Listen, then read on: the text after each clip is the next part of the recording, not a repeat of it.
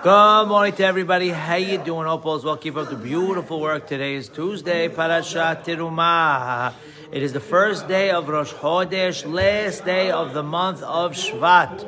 Tomorrow is the first day of Adar, but today we get the Berachot of Shvat, which stands for Shenishma Besorot Tovot, and we also get the aura of Adar, Mishenichnas Adar, Marbin B'Simcha Be'ezrat Hashem. It should be a great month for everyone, a great year, a great life, a great everything. Be'ezrat Hashem Barach. We are continuing the holy words of the Pele Yoetz. We are in the letter Chet.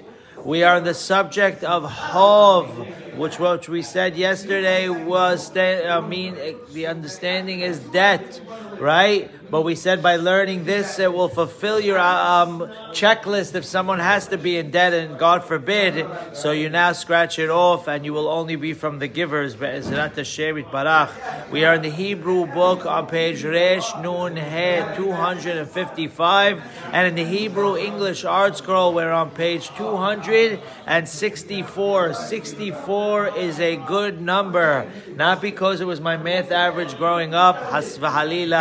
However, 64 is Samach Daled. Samach Daled is Siyata Dishmaya, and 2 is double Be'ezrat Hashem. And today is Tuesday as well, Pa'amayim Kitov, so you get a double dose today of Siyata Dishmaya Be'ezrat Hashem Barach.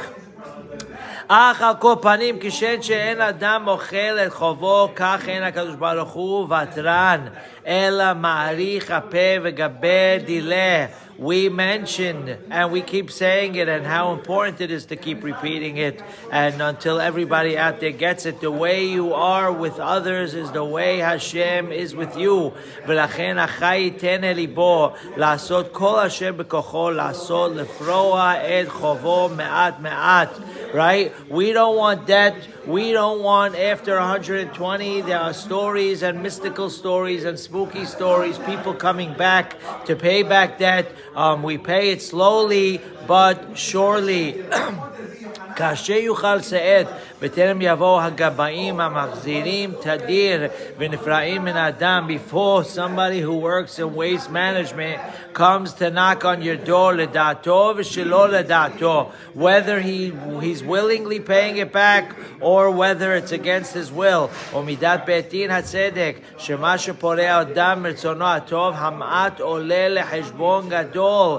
Like we said yesterday, when a person pays slowly but surely, that is a good thing, and it does accumulate to a big item, and the Beit Din should allow that, tells the rabbi.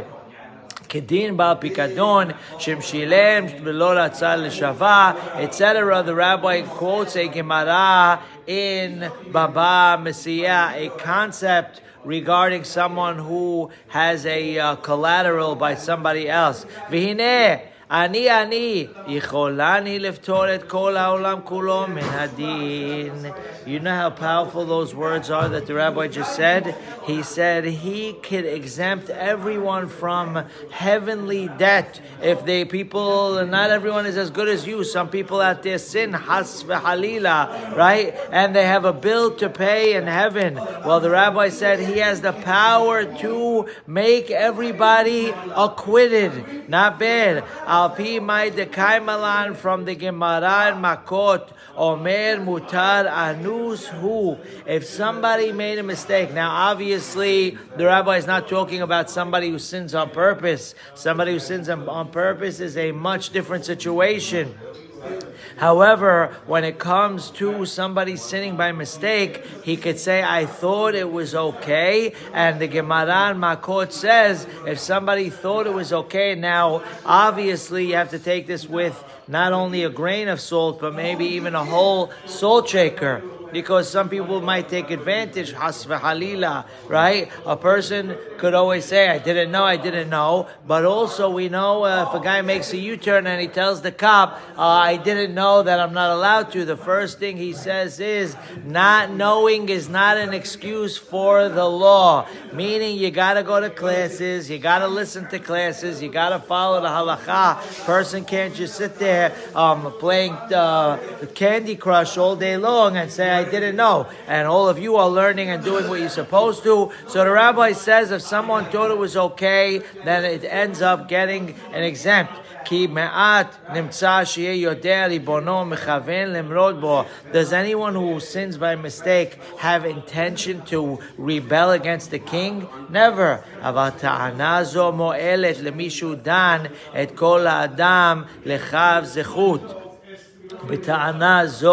Now, as we mentioned above, that the way you are with others is the way Hashem is with you. That only works if you yourself always give the benefit of the doubt.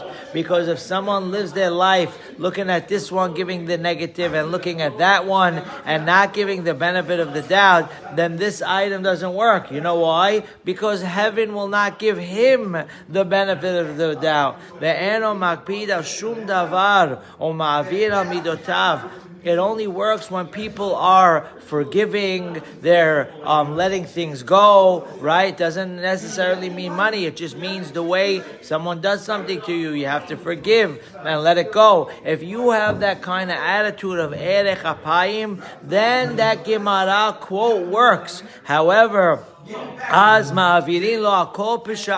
if somebody bends over backwards, then Hashem erases not only the sins that he did by mistake, but even sins that he did on purpose. Like our rabbis tell us in Masechet Shoshana,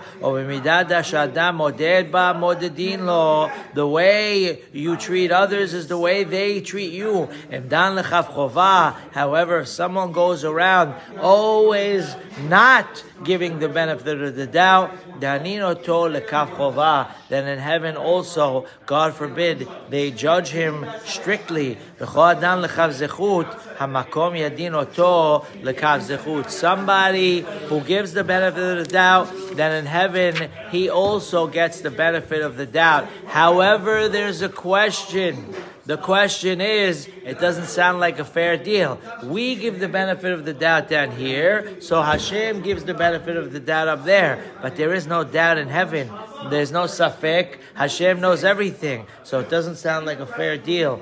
And our rabbis explain, whenever someone does an action, even God forbid if it's a bad action, there might be a little tiny drop of good. 99% bad, 1% good. Whatever it might be. Let's say God forbid someone steals, but he has in mind he wants to give tzedakah. Is that allowed? 1,000,000% no. Is it a sin? Yes. Is there a hair of good in there? Yes. If somebody always looks at the good in somebody else, then in heaven they will look at that 1%.